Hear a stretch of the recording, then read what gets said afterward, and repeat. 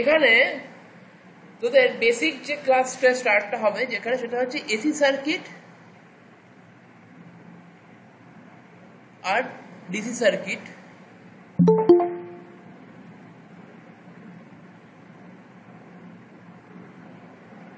এদের basic difference থেকে AC circuit আর DC সার্কিটের বেসিক ডিফারেন্স কি? এসি সার্কিটের ডিসি সার্কিটের বেসিক ডিফারেন্স হচ্ছে, ধর সাপোজ এখানে কি হয়, যে কারেন্টটা পাঠাই বা যে ভোল্টেজটা থাকে তার টাইমের রেসপেক্টে তার কিন্তু কোনো চেঞ্জ হয় না ডিসি সার্কিটে। আর এসি সার্কিটে কি হয়, টাইমের রেসপেক্টে ভোল্টেজের বা কারেন্টের ভ্যালুটা কিন্তু চেঞ্জ হয়।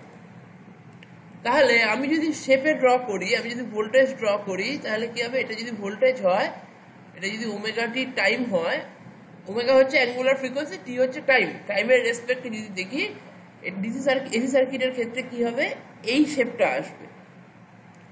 উল্টে ডিসি সার্কিটের ক্ষেত্রে কি হবে, এই ভোল্টেজটা কিন্তু কনস্ট্যান্ট সেম থাকবে। আর তার রেসপেক্টে যেহেতু ভোল্টেজ সেম, কারেন্টও কিন্তু কি হবে, এখানে চেঞ্জ হবে না। এসি সার্কিটে কি হবে, এদিকটা এসি সার্কিটে কি হবে, এখানে কিন্তু কারেন্টটাও কিন্তু চেঞ্জ হচ্ছে।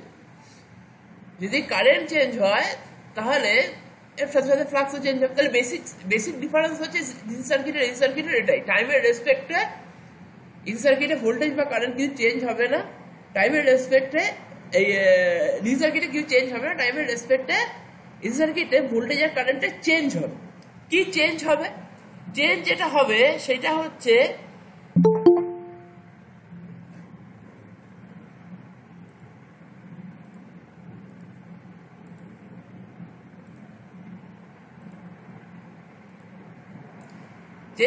সেটা টাইমের রেসপেক্টে কি হবে, এই ভোল্টেজের ভ্যালু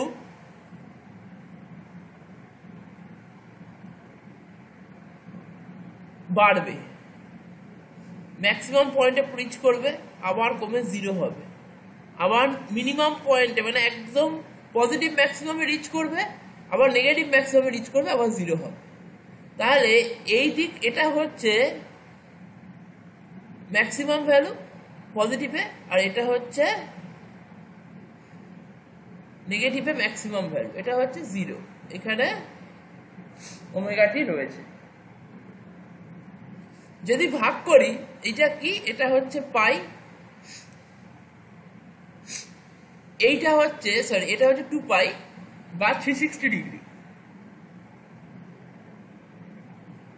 এইটা হচ্ছে 90 ডিগ্রি, এটা হচ্ছে 180 ডিগ্রি, এটা 270 ডিগ্রি, মানে এটা হচ্ছে পাই, এটা 270 ডিগ্রি, এটা 360 ডিগ্রি।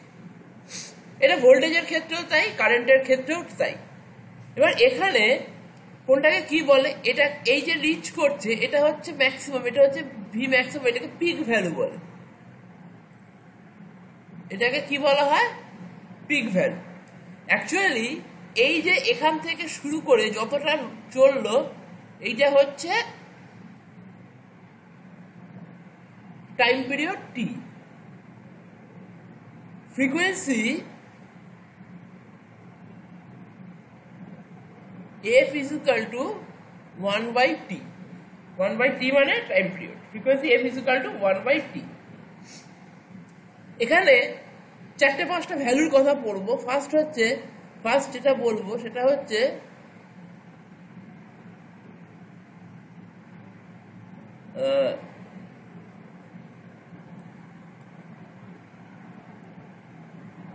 ইনস্ট্যান্টেনিয়াস ভ্যালু,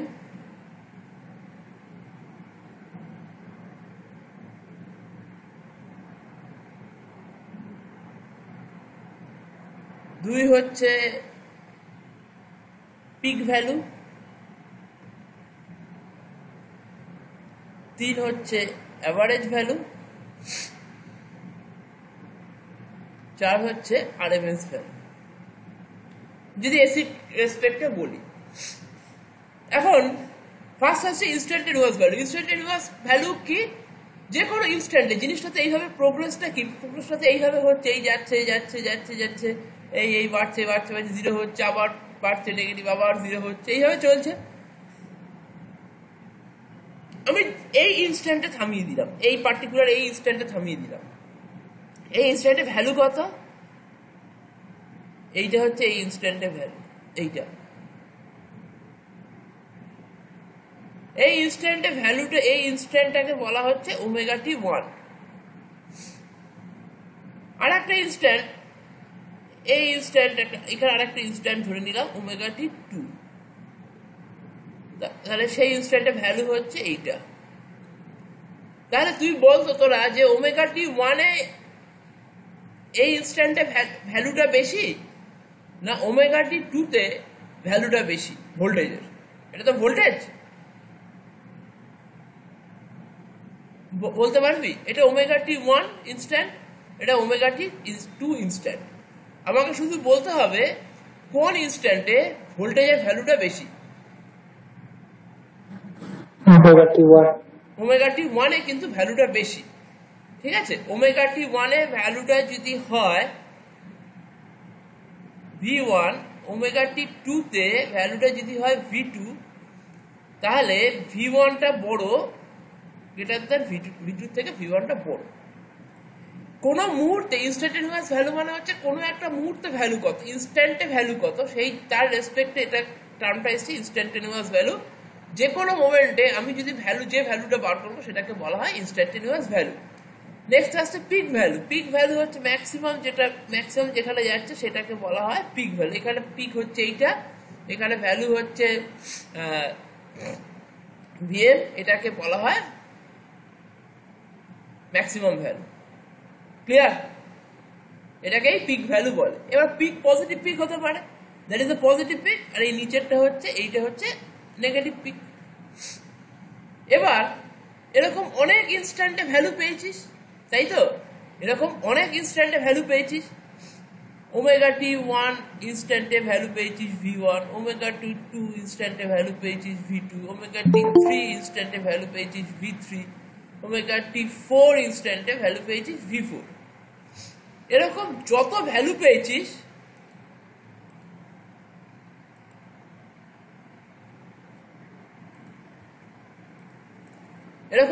ভ্যালু পেয়েছিস সমস্ত ভ্যালুগুলোকে যোগ করে, ধর এরকম 10টা ভ্যালু পেয়েছিস, V1, V2, এরকম করে করে V10 পর্যন্ত ভ্যালু পেয়েছিস, তাহলে 10 দিয়ে ভাগ করে দিলেই কি বেরোবে? অ্যাভারেজ ভ্যালু বেরোবে। বেরোবে কি বেরোবে না? তাহলে এটাকে কি করতে হবে? 10 দিয়ে ভাগ করে দিলেই অ্যাভারেজ ভ্যালু বেরোবে। আর আরএমএস ভ্যালু, আরএমএস এর ফুল ফর্ম হচ্ছে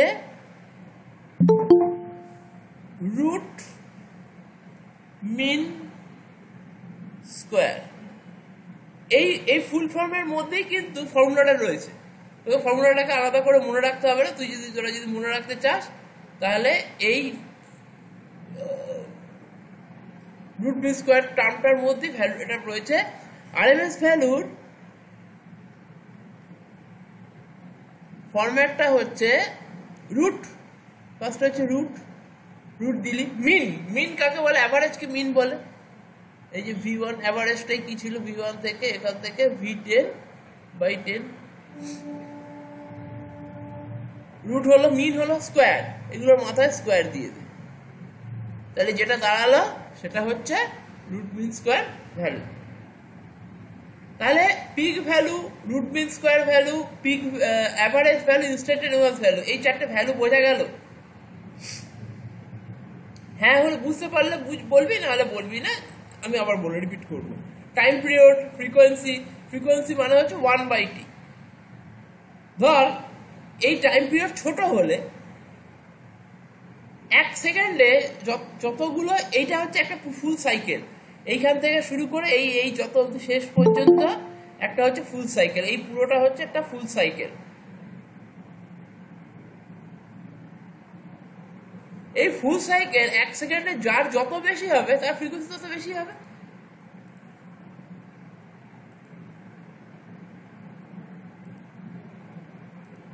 ধর আমি ওটা পরের পেজে দেখাচ্ছি, তুই এই চারখানা নিয়ে কারোর কোনো অবজেকশন থাকলে বলবি, আর যদি বুঝতে পারিস তাহলে রেসপন্স করবি, কারণ আমি বুঝতে পারবো না কি তোরা বুঝতে পারছিস কি পারছিস না, রেসপন্স করবি। হ্যাঁ স্যার, সবাই বুঝতে পারছি।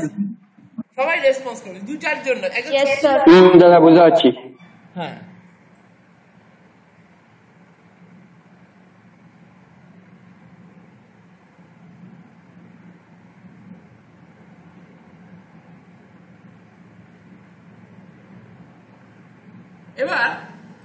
এবার একটা কথা বল যে এই 4খানা ভ্যালু তো হলো, এবার আর কি কি টার্ম এখানে তুই দেখতে পেলি? শুধু 4খানা ছাড়া আর কি কি টার্ম এখানে তুই দেখতে পেলি? শুধু কি এই 4খানায় টার্ম দেখতে পেয়েছিস না আরো কিছু দেখতে পেয়েছিস? ম্যাক্সিমাম ভ্যালু দেখতে পেয়েছিস। হ্যাঁ, এবার হচ্ছে আরেকটা টার্ম অ্যামপ্লিটিউড কাকে বলে? অ্যামপ্লিটিউড হচ্ছে এই এই এই যতটা ম্যাক্সিমাম ভ্যালু, ঠিক আছে, সেটা কি ওকে অ্যামপ্লিটিউড বলে। মানে অ্যামপ্লিটিউড কথাটার মানে হচ্ছে এই যে এইটা হচ্ছে অ্যামপ্লিটিউড, এখান থেকে এতটা হচ্ছে অ্যামপ্লিটিউড। ফ্রিকোয়েন্সি বললাম, টাইম পিরিয়ড বললাম, ইনস্ট্যান্টেনিয়াস ভ্যালু বললাম। এবার পিক ফর্ম ফ্যাক্টর, তোমার পিক ভ্যালু, এভারেজ ভ্যালু আর আরএমএস এর ভ্যালুর আরেকটা করে ফর্মুলা রয়েছে। সেই ফর্মুলাটা হচ্ছে, ধরো কারেন্ট দিয়ে দেখাচ্ছি, আই অ্যাভারেজের আরেকটা ফর্মুলা হচ্ছে 2 ইন্টু আই ম্যাক্সিমাম, মানে ম্যাক্সিমাম ভ্যালু বাই পাই। এটা করলে মানে 2 বাই পাই তার সাথে ম্যাক্সিমাম ভ্যালু। আই অ্যাভারেজ মানে তার মানে অ্যাভারেজ ভ্যালুকে বলতে পারি, আর একটা ফর্মুলা হচ্ছে 2 by pi into maximum value, এটাকে অ্যাভারেজ ভ্যালু বলে। 2 by pi into maximum value, এইটা করলে কত আসছে? এটা করলে 0.6371 IM, 0.6371 into maximum value. Similarly এখানে ই অ্যাভারেজ করলেও তাই আসবে, ই অ্যাভারেজ হচ্ছে 0.6371 EM। এইটা হচ্ছে তাহলে 2 বাই পাই ম্যাক্সিমাম ভ্যালু জানা থাকলে অ্যাভারেজ ভ্যালু বার করতে গেলে তার ফর্মুলা হচ্ছে এইটা, মানে ম্যাক্সিমাম ভ্যালু আর অ্যাভারেজ ভ্যালু রিলেশন হচ্ছে এইটা। ধর ম্যাক্সিমাম ভ্যালুকে 2 বাই পাই দিয়ে গুণ করলে আমি অ্যাভারেজ ভ্যালু পাবো। এরকম আরএমএস ভ্যালুরও কিন্তু আরেকটা ফর্মুলা রয়েছে, সেটা দেখাচ্ছি।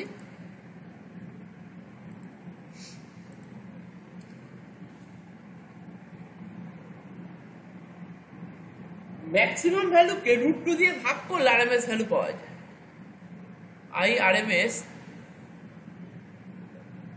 আইআরএমএস মানে হচ্ছে IM বাই √2। তার মানে ম্যাক্সিমাম ভ্যালু বাই √2 করলে যেটা বেরোবে সেটা হচ্ছে আরএমএস ভ্যালু। √2 করলে কত হচ্ছে? 1 বাই √2 করলে হয় 0.707 IM। তাহলে অ্যাভারেজ ভ্যালু আর আরএমএস ভ্যালু দুটো ফর্মুলা পেলি। এখানে দুটো ফ্যাক্টর আসছে, একটা ফ্যাক্টর হচ্ছে, প্রথম ফ্যাক্টরটার নাম হচ্ছে ফর্ম ফ্যাক্টর। ফর্ম ফ্যাক্টর কি? RMS value by average value. যে কোনো অল্টারনেটিং কোয়ান্টিটি কি হতে পারে? দেখ, কারেন্টটাও অল্টারনেটিং কোয়ান্টিটি বলতে পারি, এসির যে কোনো জিনিস অল্টারনেটিং কোয়ান্টিটি বলবো। কারেন্ট যেটা চেঞ্জ হচ্ছে, current alternating quantity. Voltage change হচ্ছে, তাহলে ভোল্টেজও এখানে এসির ক্ষেত্রে অল্টারনেটিং কোয়ান্টিটি। তাহলে ফর্ম ফ্যাক্টর মানে হচ্ছে RMS value of alternating quantity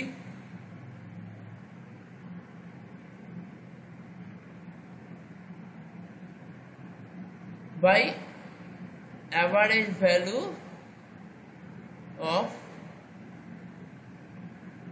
alternating quantity, RMS value by average value। এবার আরএমএস ভ্যালুর ফর্মুলা কি? দেখ, তোদের ক্যালকুলেশনটা কিন্তু এইখানে কিন্তু দেখিয়ে দিচ্ছি। তাহলে আরএমএস ভ্যালুর ফর্মুলা কি? 0.707 into maximum value divided by 0.637 into maximum value. Maximum value কেটে গেলে এই দুটোকে ভাগ করলে যেটা আসছে সেটা 1.11। তাহলে ফর্ম ফ্যাক্টরের ভ্যালু অলওয়েজ ফর্ম ফ্যাক্টরের ভ্যালু অলওয়েজ 1.11, ফর্ম ফ্যাক্টর মানে RMS value by average value. আর একটা ফ্যাক্টর রয়েছে যেটাকে বলা হয় পিক ফ্যাক্টর। ফর্ম ফ্যাক্টর কিন্তু সবসময় 1.1, ফর্ম ফ্যাক্টরের ভ্যালু কিন্তু সবসময় 1.1। আর একটা ফ্যাক্টর হচ্ছে peak factor.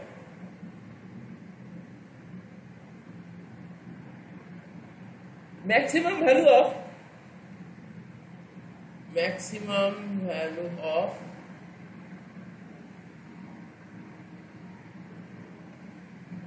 alternating quantity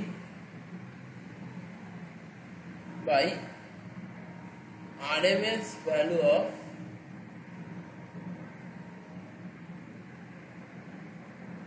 alternating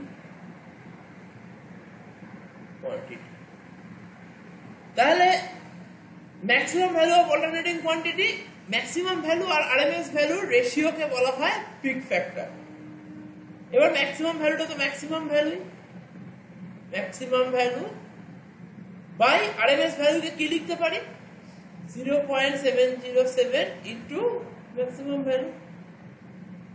এই দুটো কেটে যাচ্ছে, তারপরে 1/0.707, এইটা ভাগ করলে যেটা দাঁড়াচ্ছে 1.41। এই 1.41 হচ্ছে পিক ফ্যাক্টরের ভ্যালু। পিক ফ্যাক্টরের ভ্যালু সবসময় হবে 1.41।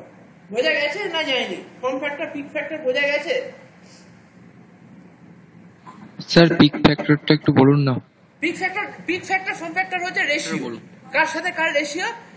ফর্ম ফ্যাক্টর মানে হচ্ছে আরএমএস ভ্যালুর সাথে এভারেজ ভ্যালুর রেশিও, পিক ফ্যাক্টর মানে হচ্ছে ম্যাক্সিমাম ভ্যালুর সাথে আরএমএস ভ্যালুর রেশিও। এছাড়া আর কিন্তু কিছু নেই। Okay sir. ওকে, এখন তোকে এই জায়গাটাকে মাথায় আনতে হবে, বা এই জায়গাটাকে তোর বোঝার জায়গা হচ্ছে এটা মনে রাখবি কি করে, কোনটা বাই কোনটা। এটা মনে রাখার একটা সহজ উপায় বলে দিচ্ছি। ধর এক্সামে এলো পিক ফ্যাক্টর। পিক কথাটা কার ইকুইভ্যালেন্ট, কার ম্যাক্সিমাম মানেই তো পিক, তাই তো?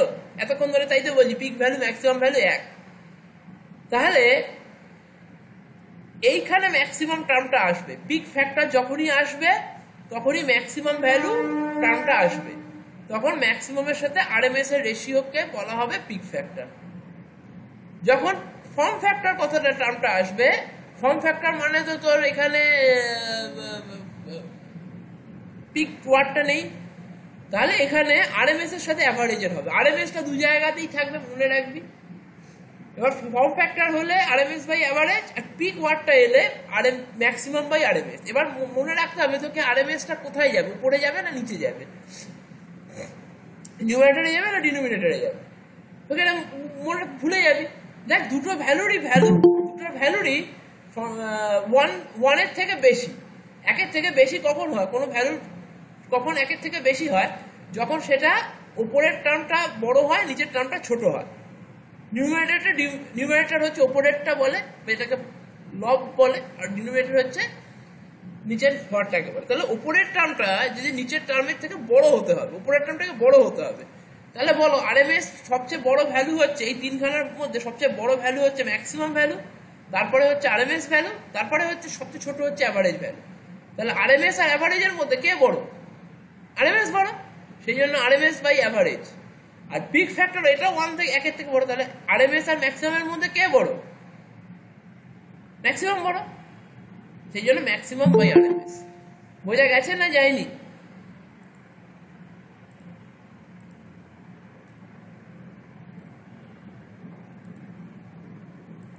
একটু রেসপন্স করো, ক্লাসে বারবার বলছি রেসপন্স না করলে কিন্তু সবাই রেসপন্স করবে যারা আছো অ্যাক্টিভ। হ্যাঁ দাদা,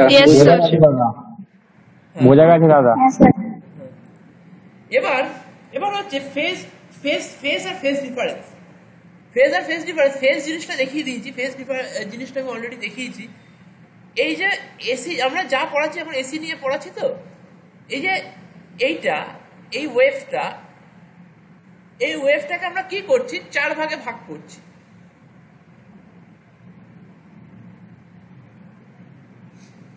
তার মানে এখান থেকে এইটুকু কত? 90, এটা কত? 180, এটা কত? 270, এটা কত? 360। তাহলে এটা ভেঙে নিলাম, ছোট ছোট ভাগে ভেঙে নিলাম, এইটাকে বলা হয় ফেজ। কেটে নেওয়াকে, একটা ওয়েভকে কেটে নেওয়াকে বলা হয় ফেজ। এবার ধরো এর পরের ওয়েভটা এখান থেকে শুরু হলো, তাহলে লালটা হচ্ছে, এটা হচ্ছে এ, আর ব্লুটা হচ্ছে বি। এ আর বি এর মধ্যে ফেজ ডিফারেন্স কত বলতো? তাহলে ফেজ ডিফারেন্স 90 হ্যাঁ, phase 90 90। The phase difference exactly ওইভাবেই হয়। The phase difference between A and B is 90 degree. কে এগিয়ে আছে? ফেজ এ আগে শুরু হয়েছে, তার মানে সে এগিয়ে আছে। ফেজ বি পরে শুরু হয়েছে, তার মানে সে পিছিয়ে। ফেজ এ লিডস ফেজ বি, এইভাবেই হিসাব করা হয়। ফেজ এ লিড, এগিয়ে থাকাকে বলা হয় লিডস ফেজ বি। ক্লিয়ার না? ক্লিয়ার না? Yes sir. স্যার আরেকবার বলবেন? কে এগিয়ে আছে? এ আর বি এর মধ্যে কে এগিয়ে আছে বল? এ আর বি এই যে ড্র করেছি, কে এগিয়ে আছে? এই এ এগিয়ে আছে, আগে শুরু হয়েছে। কে আগে শুরু হয়েছে? এ আগে শুরু হয়েছে, বি পরে শুরু হয়েছে। তাহলে এগিয়ে আছে এ, বি পিছিয়ে আছে। তাহলে কত ডিগ্রিতে পিছিয়ে আছে? 90 ডিগ্রিতে, 90 ডিগ্রিতে, তাই তো? এইটাই, এটাকে ফেজ ডিফারেন্স এইগুলো টার্মকে বলে দিলাম।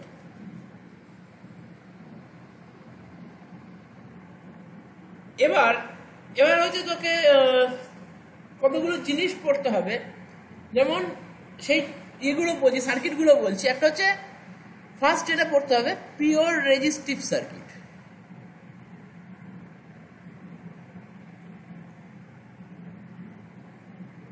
পিওর ক্যাপাসিটিভ সার্কিট, পিওর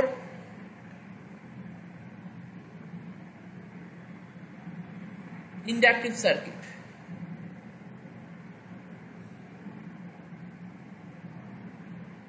তারপর হচ্ছে চারে পড়তে হবে আর এল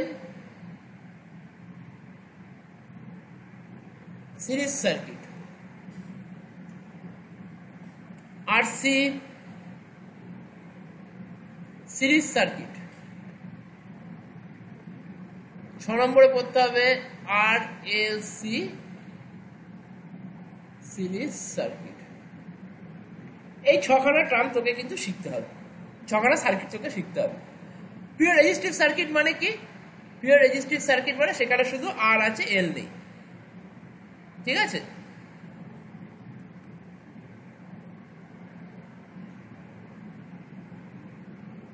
তোমরা কি কেউ নোট ডাউন করছো? হ্যাঁ স্যার করছি। এটা পড়ে নাও তো।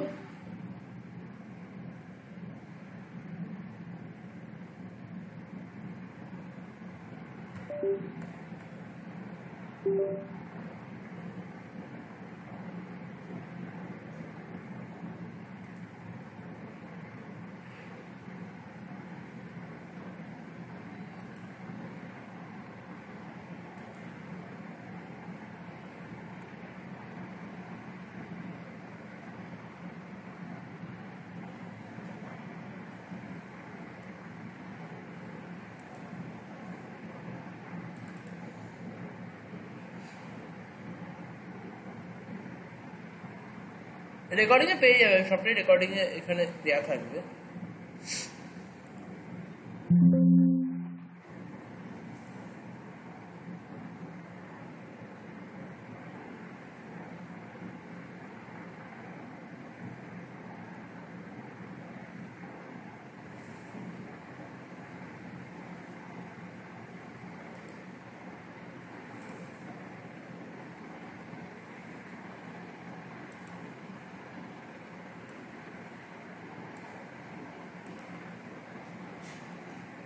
বলি এবার এখানে হচ্ছে, এটা হচ্ছে শুধু আর, এটা হচ্ছে সি, এটা হচ্ছে এল, এটা হচ্ছে আর এল, এটা হচ্ছে আর সি, এটা হচ্ছে আর এল সি সিরিজে। এখন ইন্ডাক্টর, এখানে যে নতুন দুটো টার্ম এসছে সেটা হচ্ছে ইন্ডাক্টর আর ক্যাপাসিটর, তাই তো? এখানে ফার্স্ট হচ্ছে ইন্ডাক্টর। ইন্ডাক্টর কি? ইন্ডাক্টর আর ক্যাপাসিটর এই দুটোই ডিসি সার্কিটে থাকে না। রেজিস্ট্যান্স যেমন কারেন্টকে বাধা দেয়, ইন্ডাক্টর ক্যাপাসিটরও কিন্তু কারেন্টকে বাধা দেয়। সাপোজ ধর তুই একটা স্টুডেন্ট, তুই ধর ভালো ফুটবল খেলিস, আমি তোদের মধ্যে কাউকে বলছি তুই ধর ভালো ফুটবল খেলিস, তাহলে তোর ভেতরে কিন্তু দুটো ক্যারেক্টার রয়েছে। একটা হচ্ছে তুই অ্যাজ এ স্টুডেন্ট কখনো থাকিস, অ্যাজ এ ফুটবলার থাকিস। তেমনই ইন্ডাক্টর ক্যাপাসিটরের দুটো করে প্রপার্টি রয়েছে, ওদের একটা নিজস্ব প্রপার্টি রয়েছে, তার সাথেও আর একটা প্রপার্টি রয়েছে, ওরা কিন্তু কারেন্টকে বাধা দেয়। রেজিস্ট্যান্স যেমন কারেন্টকে বাধা দেয়, ইন্ডাক্টর ক্যাপাসিটরও কিন্তু কারেন্টকে বাধা দেয়। ডিসি সার্কিটের ক্ষেত্রে শুধু রেজিস্ট্যান্স বাধা দেয় কারেন্টকে, এসি সার্কিটের ক্ষেত্রে ইন্ডাক্টর ক্যাপাসিটরও কারেন্টকে বাধা দেয়। কিন্তু ফার্স্ট অফ অল হচ্ছে ইন্ডাক্টর কি করে? Inductor stores electromagnetic energy.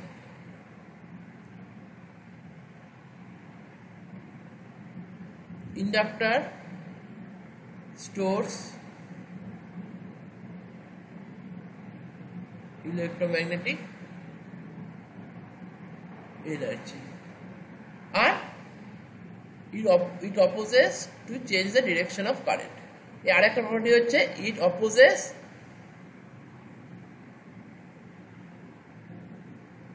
to change the direction and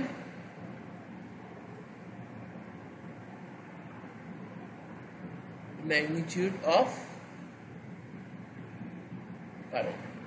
আর একটা কি করে? এই কারেন্ট ডিরেকশন আর ম্যাগনিটিউডকে চেঞ্জ করতে বাধা দেয়। ডিরেকশন মানে কারেন্টের দিক, আর কারেন্টের ভ্যালুটা, ধরো 10 অ্যাম্পিয়ার কারেন্ট ফ্লো করছে, হট করে ও 9 আনতে কারেন্টকে বাধা দেবে, হট করে ও 11 অ্যাম্পিয়ারও হতে পারে, কারেন্টকে কমাতেও বাধা দেবে, কারেন্টের ভ্যালুকে বাড়তেও বাধা দেবে। আর ক্যাপাসিটর কি করে?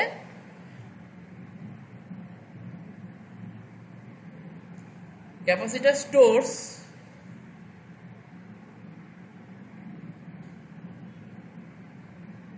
electrostatic energy. এবার এখানে রেজিস্ট্যান্স কি করে? এবার এর ইউনিট কি? এর ইউনিট হচ্ছে হেনরি, আর এর ইউনিট কি? ফ্যারাড। এখানে নতুন দুটো টার্ম আছে, একটা রেজিস্ট্যান্স তো আছেই, এই ইউনিট তো ওহম রয়েছেই। ইন্ডাকটিভ রিঅ্যাক্টেন্স বলে একটা টার্ম আছে, ইন্ডাকটিভ রিঅ্যাক্টেন্স। ইন্ডাক্টর যখন কারেন্টকে বাধা দেয় তখন সেটাকে বলা হয় ইন্ডাকটিভ রিঅ্যাক্টেন্স। এটা তো আর দিয়ে ডিনোট করা হয়, এটাকে এক্সএল দিয়ে ডিনোট করা হয়। এর ফর্মুলা হচ্ছে 2πfL।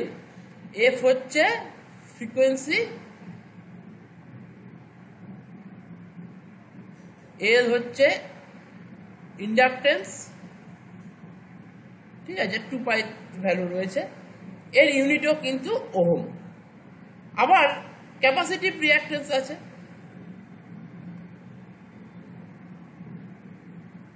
তার ফর্মুলা হচ্ছে ক্যাপাসিটেন্স যখন কারেন্টকে বাধা দেয় তখন ওই টার্মটাকে বলা হয় ক্যাপাসিটিভ রিঅ্যাক্টেন্স। এটার ফর্মুলা হচ্ছে এক্সি, এক্সির ফর্মুলা হচ্ছে 1/2πfc। এফ হচ্ছে সিমিলারলি ফ্রিকোয়েন্সি, সি হচ্ছে ক্যাপাসিটেন্স। ওকে, তাহলে এদেরও ইউনিট কি? হেনরি। এই তিনটে নিয়ে আমাদের কাজ, ইন্ডাকটেন্স, ক্যাপাসিটেন্স আর রেজিস্ট্যান্স নিয়ে আমাদের কিন্তু কাজ। এখন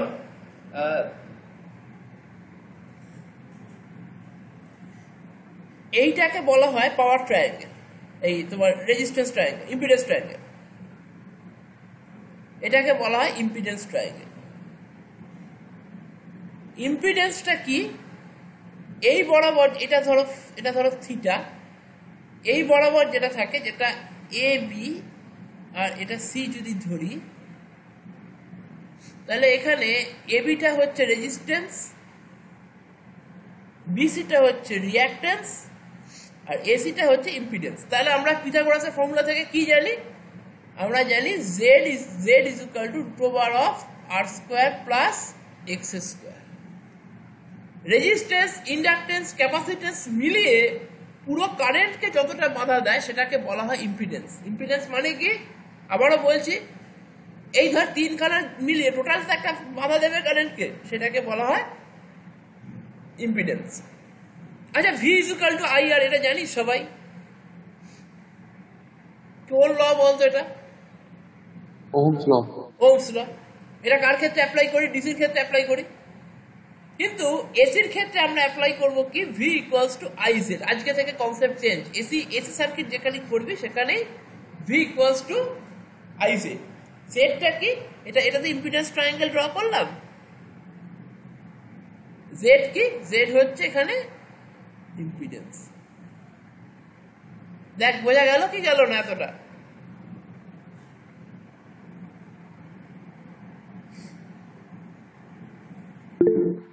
একটু রেসপন্স কর। রেসপন্স না করলে আমি কিন্তু ক্লাসে ইন্টারাকশন করতে প্রবলেম। Yes sir. বাকিরা? স্যার ইম্পিডেন্স ট্রায়াঙ্গেলে হ্যাঁ, এক্সটা কি? এক্স হচ্ছে রিঅ্যাক্টেন্স। এই দুটো রিঅ্যাক্টেন্স ওটা স্যার মিলিয়ে যেটা হয়, মানে ইন্ডাকটিভ রিঅ্যাক্টেন্স আর ক্যাপাসিটিভ রিঅ্যাক্টেন্স মিলিয়ে যেটা হয় সেটাকে শুধু রিঅ্যাক্টেন্স বলে। বলতে পারিস X the formula of XL difference XC. XL difference XC মানে আমরা তো জানি না যে এক্সেল এর ভ্যালু বড় না এক্সির ভ্যালু বড়। যার ভ্যালু বড় তার থেকে ছোটটা বাদ দিলে যেটা হবে সেটা হবে এক্স। পরিষ্কার? বড় ভ্যালুটা থেকে ছোট ভ্যালুটা বাদ দিলে যেটা হবে সেটা হবে এক্স। পরিষ্কার না? পরিষ্কার না? ক্লিয়ার? হ্যাঁ স্যার। Okay sir. আর কারোর কোনো ডাউট আছে? না V equals V equals to I Z, voltage is equal to current into impedance। যেহেতু এসি সার্কিট সেহেতু V equals to এটা এখানে হবে I Z। ঠিক আছে? Okay sir. আচ্ছা, এবার হচ্ছে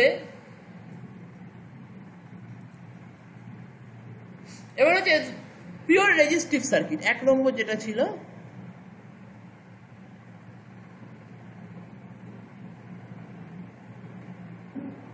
পিওর রেজিস্টিভ সার্কিট মানে শুধু আর থাকবে এখানে। তাহলে এইটা ধর একটা আর রয়েছে, এখানে আমি একটা এসি সোর্স দিয়েছি, এইটুকু সার্কিটটা এইটুকুই, এখানে আর রয়েছে, এখানে ভি ভোল্টেজ দিয়েছি। ঠিক আছে? এইখান দিয়ে কত কারেন্ট যাচ্ছে? আই যাচ্ছে। এবার যখনই কোনো রেজিস্ট্যান্সের মধ্যে দিয়ে কারেন্ট যাবে না, তখনই কি হবে? তখনই এখানে ভোল্টেজ ড্রপ হবে। এখানে ভোল্টেজ ড্রপকে ভিআর বলবো। ভিআর এর ফর্মুলা হচ্ছে আইআর।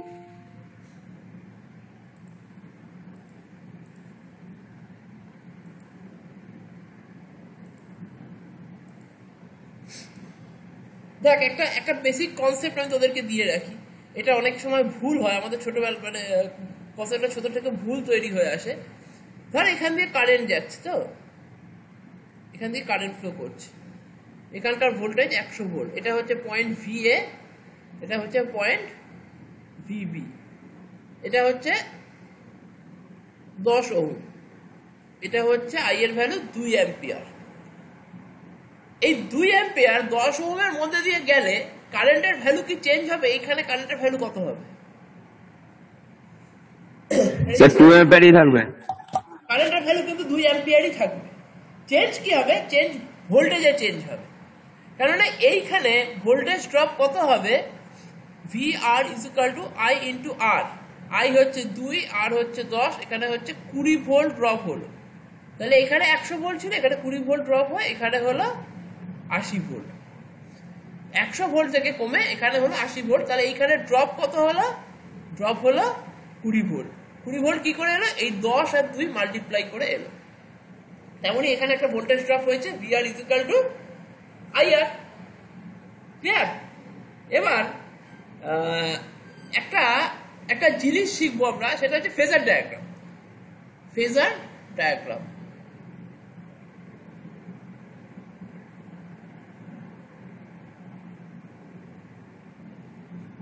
ফেজার ডায়াগ্রামে এখানে ফেজার ডায়াগ্রাম কি হবে? এটা তো একটা আমি তো ড্র করলাম। এখানে ফেজার ডায়াগ্রাম কি হবে? যেখানে শুধু পিওর রেজিস্ট্যান্স রয়েছে সেইখানে এখানে কারেন্টের ভ্যালু কত? এখানে I is equal to V by R. এখানে ফেজার ডায়াগ্রাম কি হবে? এইখানে যেটা রেফারেন্স লাইন নেব, সেটা রেফারেন্স লাইন মানে এই বরাবর আমি রেফারেন্স লাইন নেব আই, আর এই বরাবরই ভোল্টেজ ড্রপ হবে, সেটা হচ্ছে এখানে ভিআরই ভোল্টেজ ড্রপ। এখানে কত হবে? এখানে ভোল্টেজ ড্রপ ভিআর হবে। তাহলে আই আর ভি আর এক লাইনে হলো। এখানে কিন্তু আই আর ভি আর কিন্তু একই লাইনে হলো। কিন্তু যখন শুধু ক্যাপাসিটেন্স থাকবে তখন কিন্তু আর সেগুলো একই লাইনে হবে না।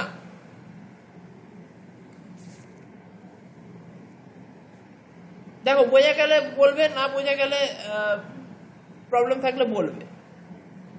স্যার এখানে একটু প্রবলেম হচ্ছে। প্রবলেম হচ্ছে তো আমি আর একটা দেখাই। আমি পিওর রেজিস্টিভ সার্কিট, এই পিওর ইন্ডাকটিভ সার্কিট দেখাই।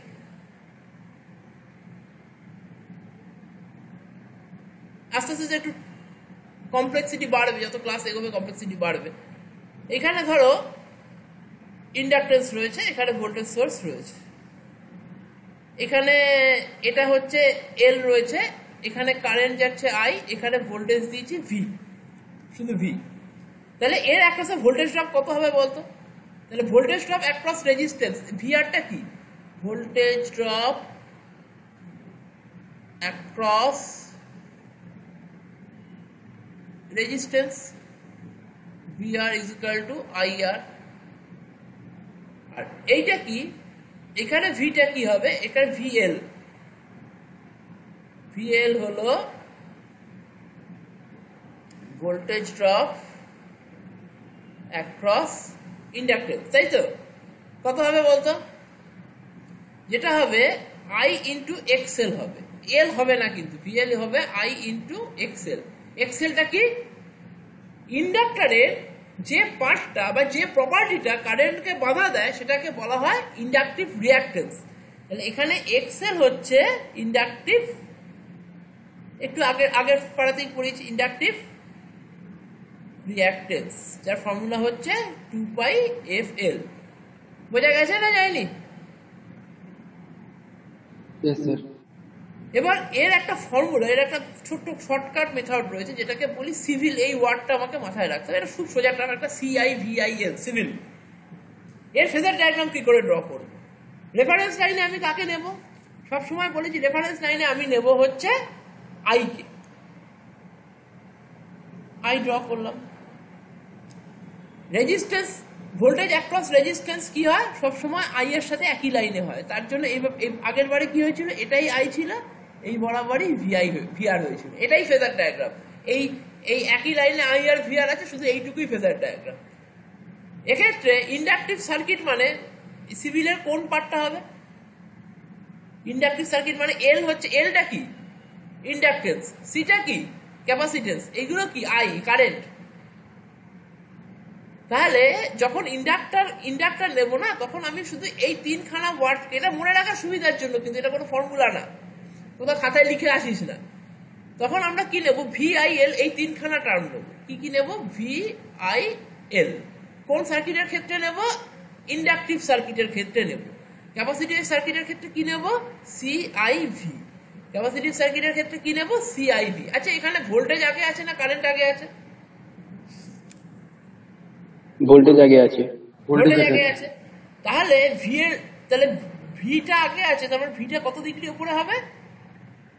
ভিএলটা কত ডিগ্রি উপরে হবে? 90 ডিগ্রি উপরে হবে। দেখতে এবার বোঝা গেল কিনা? আর এর ক্ষেত্রে কি হবে? VRI, voltage drop across resistance, আর কারেন্ট একই লাইনে থাকবে।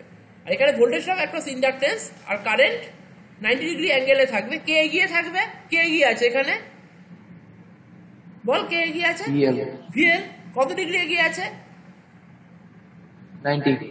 হ্যাঁ, তাহলে এখানে লিখবি VL leads I by 90 degree. Voltage drop across inductance leads current by 90 degree. বোঝা গেল না? এবার বোঝা গেল না? যারা বলছিলি বুঝতে পারছিলি না, এবার কি বুঝতে পারলি?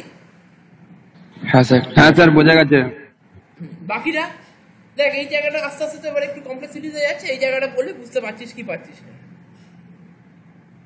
বাকিরা একটু রেসপন্স কর। হ্যাঁ দাদা, বুঝতে পারছি। এরপর 3 নম্বর কি? 3 নম্বর সার্কিট হচ্ছে পিওর ক্যাপাসিটিভ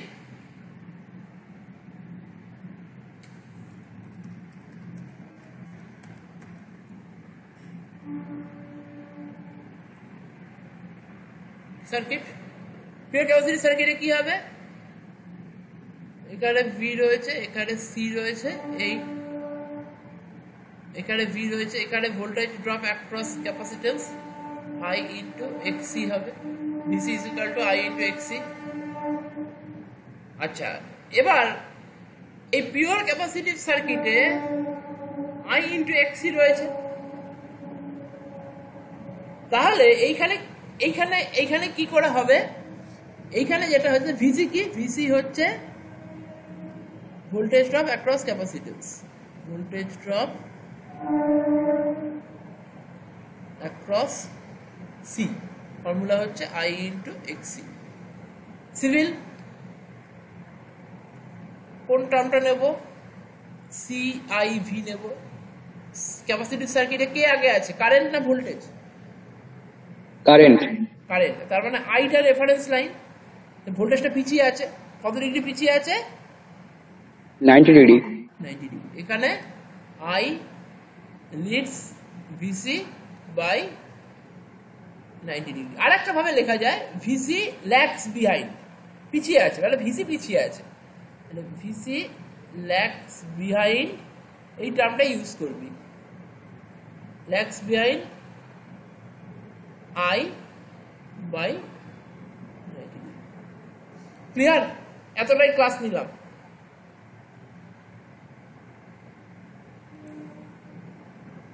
ক্লিয়ার হয়েছে না হয়নি? হ্যাঁ দাদা হয়েছে। Yes sir.